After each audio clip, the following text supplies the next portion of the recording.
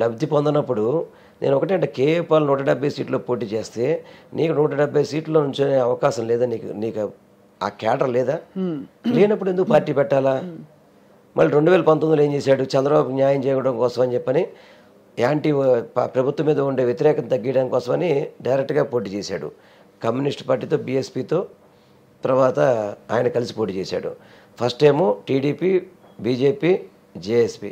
నాకు తెలిసి ఆయన వైసీపీ పార్టీ తప్ప అన్నింటిలో పొత్తులు పెట్టుకున్నాడు. ఆయన రాష్ట్రంలో ఉన్న పార్టీలో పొత్తు పెట్టుకున్నాడు. ఒకసారేమో చెగువేరా అంటాడు, ఒక పక్కేమో మా నాన్న కమ్యూనిస్ట్ అంటాడు, ఒక పక్కేమో మా నాన్నేమో దీపారాధనతో సీరియల్ తాగాడు అంటాడు. మళ్ళీ వారాహి అని పూజలు చేయించి మొదలెట్టారు కదా, భక్తి కూడా ఉంది. ఇప్పుడు అది చెప్తాడు కదా. ఇప్పుడు మా నాన్నగారేమో దీపారాధనతో సిగరెట్ తాగా అంటాడు. అంటే వాళ్ళ నాన్నగారు పౌరవరం చేస్తారమ్మా అసలుకి? ఇప్పుడు నిజంగా ఆయన చేస్తాడు చేయడం నాకు తెలియదు మరి ఆ విషయం. మరి కన్న కొడుకే ఏంటి నువ్వు మీ నాన్నగారు నా విధంగా మాట్లాడుతుంటే అంటే నీకు దైవభక్తి ఉందో తెలియదు. ఓ పక్కేమో మా భార్య క్రిస్టియన్ అంటాడు, నా పిల్లలు క్రిస్టియన్ అంటాడు, ఒక పక్కేమో మత మార్పులు జరుగుతున్నాయి అంటాడు. అంటే మాటికి పొంతన ఉండదు. మీరు ఒకసారి ఆయన ఇంటర్వ్యూస్ చూస్తే కనుక ఇవాళ మాట్లాడిన మాటకి రేపు మాట్లాడిన మాటకి పొంతన లేకుండా ఉంటాయి. అంటే ఒక విజన్ లేదు అతనికి. విజన్ లేకపోవడంతో చంద్రబాబు ఏ స్క్రిప్ట్ రాస్తే ఆ స్క్రిప్ట్ చదువుతున్నాడు అంతే. సో ఫైనలీ సార్, చంద్రబాబు గారు ఈ పరిస్థితుల్లో అంటే ఇంత రాజకీయం చూసిన చంద్రబాబు మరి తెలిసి ఈ డైరెక్షన్స్ ఇస్తున్నారా? ఇంత మరి అంటే దర్శకత్వం లేని దర్శకత్వం ఇస్తున్నారా? అంటే కావాలిగా అతని గోల్ ఏంటి? అతను ముఖ్యమంత్రి అవ్వాలి. దానికోసం ఎవరినైనా సరే కాళ్ళు పట్టుకుంటాడు, ఆ తర్వాత జుట్టు పట్టుకుని పీకేస్తాడండి. షర్మిల గారిని ఎవరు అంటే తీసుకొచ్చారని మీరు భావిస్తున్నారు బరిలోకి? ఇప్పుడు షర్మిల గారు మొట్టమొదటిగా తెలంగాణలో పార్టీ పెట్టుకున్నారమ్మా. నేను తెలంగాణ కోడలని చెప్పింది ఆమె. మొన్న తెలంగాణలో ఓటేసింది, పార్టీ పెట్టింది, మరి పార్టీని కాంగ్రెస్లో కలిపేసింది. అక్కడ పోటీ చేస్తుంటే బాగుండేది.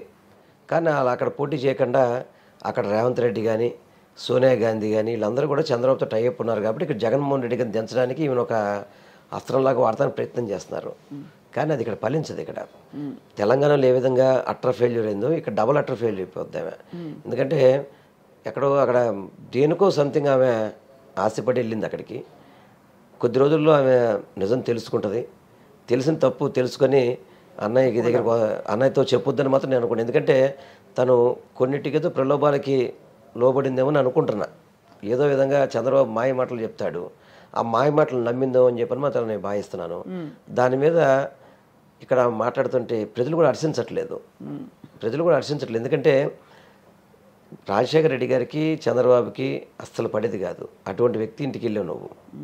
అదేవిధంగా పవన్ కళ్యాణ్ అనే వ్యక్తిని ఆయన నిన్ను ఏ విధంగా తిట్టాడు, నువ్వు ఆయన ఏ విధంగా తిట్టావో నీకు తెలుసు.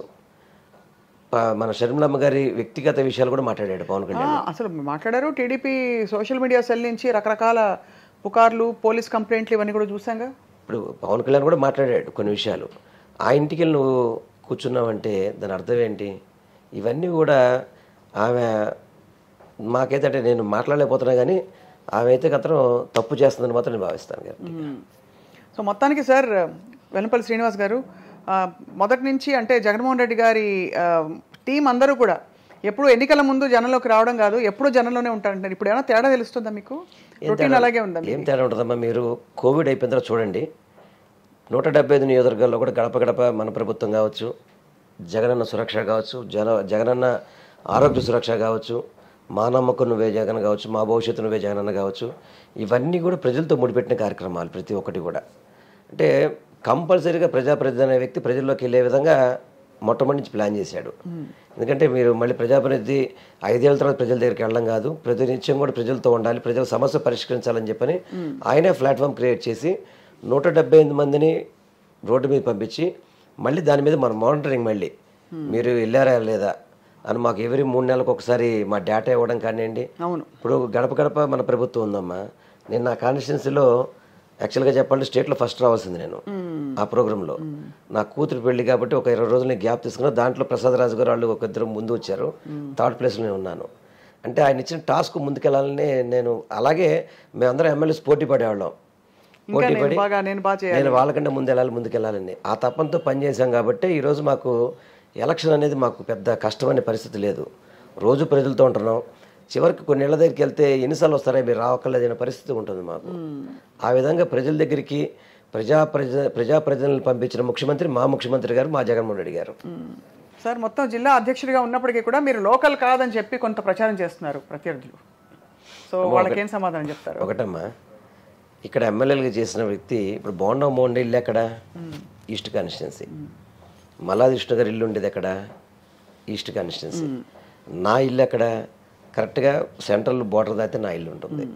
అందులో మా సిటీ అంతా కూడా కలిసిపోయింది. ఇప్పుడు విజయవాడ సిటీ అనేది కలిసిపోయింది తప్ప మాకుగా మేము ఈ సందర్భం ఇది ఈ సందర్భం మేము అనుకోవడమే తప్ప మాకు లిమిట్స్ హద్దులు అనేది ఉండదు పెద్దగా.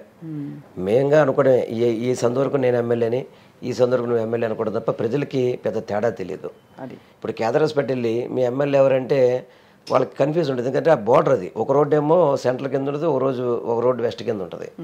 అంతకుమించి లోకల్ నేను సిటీ ప్రెసిడెంట్గా చేశాను, అదేవిధంగా జిల్లా అధ్యక్షుడిగా ఉన్నాను, మంత్రిగా పనిచేశాను. మాకేం ప్రాబ్లం, మాకేమి లిమిట్స్ ఏం ప్రాబ్లం ఉంటుంది మాకేమి. ఇప్పుడు రియల్గా చెప్పాలంటే బోండమ్మ ఇల్లు ఎక్కడుంది, ఇప్పుడు ఉంటున్న ఇల్లు ఎక్కడుంది? East constituency.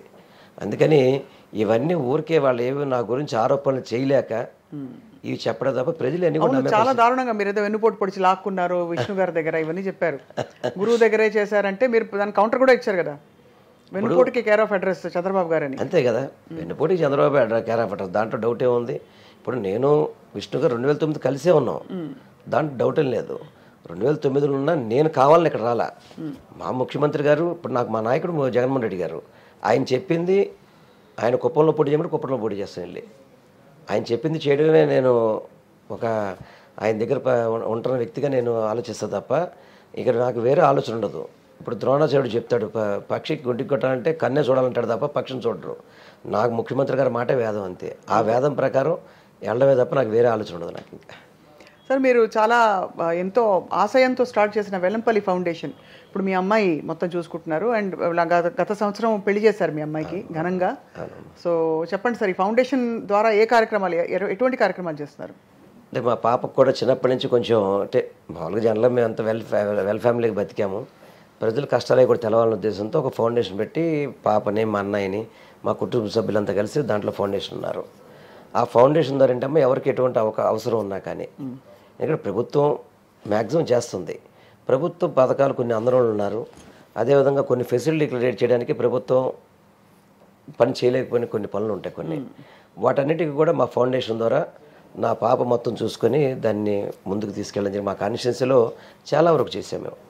ఎందుకంటే కొంతమంది మసీదులు కానీ, కొన్ని చర్చిలు కానీ, దేవాలయాలు కానీ, చదువుకు డబ్బులు కానివ్వండి, పెళ్ళిళ్ళకి కానివ్వండి, ఎవరికి ఎటువంటి అవసరం ఉన్నా సరే మా ఫౌండేషన్ అనేది చాలా వరకు ఉపయోగించుకున్నాం. కులం మొత్తం ఏమీ తేడా లేకుండా దాంట్లో ఎవరికి కష్టం ఉంటే ఆ కష్టానికి ఫౌండేషన్ ఉపయోగించి ఇప్పుడు ఇక్కడికి వచ్చాం కాబట్టి సేమ్ అదే వారు కూడా ఉంటుంది. ఎందుకంటే నేను అక్కడ ఉన్నప్పుడు ఇక్కడ చేసుకోలేదు, ఎక్కడ అవసరం ఉంటే అక్కడ మా పాప మాత్రం జెన్యూన్గా చూస్తుంది. దాంట్లో వేరే అది నిజంగా అవసరం అనుకుంటే మాత్రం మా పాప ముందుకు వెళ్తుంది. లేదంటే కొంతమంది ఏంటంటే అడుగుతుంటారు కానీ ఏదైనా ఒరిజినల్గా నిజంగా వాళ్ళు చదువుకోలేకపోతున్నారు, మ్యారేజ్కి ఇబ్బంది ఉందంటే కనుక పాప దాన్ని చూసి పాప మా అన్నయ్య కూర్చొని, మా అంకుల్ విజయధరావు ఉన్నారు, వాళ్ళందరూ కూర్చొని ఫౌండేషన్ అయితే మాత్రం దానివల్ల మా పాప తృప్తిగా చెప్పుద్ది, డాడీ ఈరోజు మన వల్ల వాళ్ళకి మంచి జరిగింది డాడీ అని చెప్పని సంతోషంగా ఉంటుంది. మా పాపకి ఇప్పటి నుంచే అందుకు అలవాటు చేయడానికి కారణం అదే దానికి. అందుకే ఫౌండేషన్ ద్వారా మాత్రం చాలామందికి మంచి చేశాను మాత్రం తృప్తి అయితే నాకు ఉంది. కాబట్టి అయితే ఇంకా 2 నెలల్లో ప్రజల తీర్పు మరోసారి అందరికీ అర్థమవుతుంది, తెలుస్తుంది. సో మీకు అలాగే ఇక్కడ మీ కార్యకర్తలందరికీ కూడా మా వైపు నుంచి all the very best sir.